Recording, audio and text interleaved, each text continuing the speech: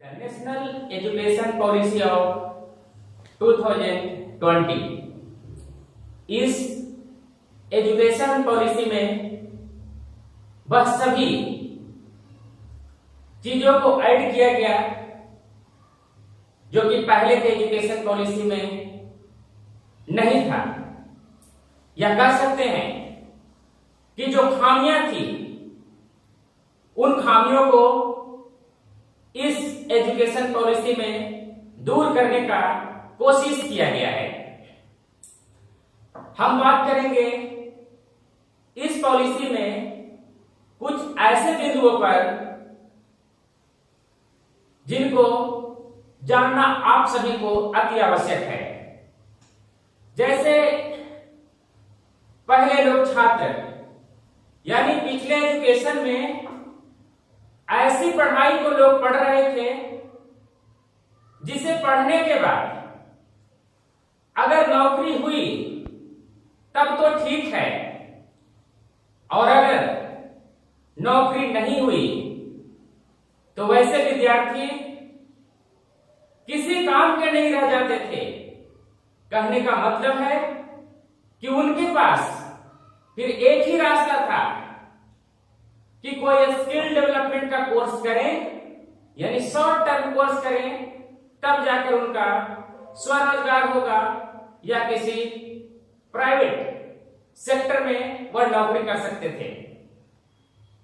यह education system पर बार बार सवाल उठ रहा था कि शिक्षा पद्धति को बदलनी चाहिए, शिक्षा के सिस्टम को बदलना होगा, ताकि अगर नौकरी नहीं भी हुई तो कम से कम हम अपना रोजगार कर सके।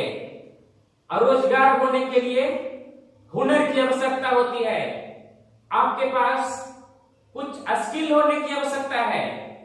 एक उदाहरण के तौर पर हम समझ सकते हैं कि अगर कोई विद्यार्थी हिस्ट्री ऑनर्स करता है, उसके बाद मास्टर डिग्री लेता है, और मास्टर डिग्री के बाद भी अगर नौकरी नहीं मिलती है तो वो पीएचडी करता है। नौकरियां सीमित है, हर व्यक्ति को दे पाना संभव नहीं है। लेकिन अगर उस विद्यार्थी को नौकरी नहीं हुआ तो वह किस तरह का व्यवसाय करता?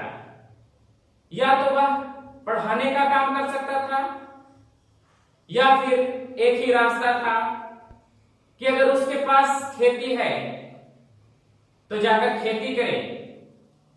क्योंकि कोई भी धंधा अगर आप करते हैं, कोई भी व्यवसाय करते हैं, तो आपको स्किल की आवश्यकता होती है, और बिना स्किल के आप कोई व्यवसाय भी नहीं कर सकते।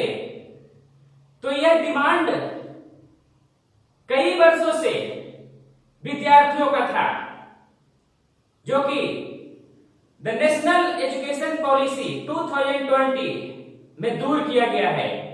यानी शिक्षा के पद्धति में बदलाव लाया गया है। यह बदलाव आप पर थोपा नहीं गया, बल्कि यह बदलाव आपके डिमांड को फुलफिल कर रहा है। आपका जो डिमांड था, उस डिमांड को इस राष्ट्रीय एजुकेशन यानी नेशनल एजुकेशन पॉलिसी ऑफ 2020 में दूर किया गया है। और क्या क्या है, इसको जानने के लिए आप हमारे अगले वीडियो तक बने रहें। धन्यवाद।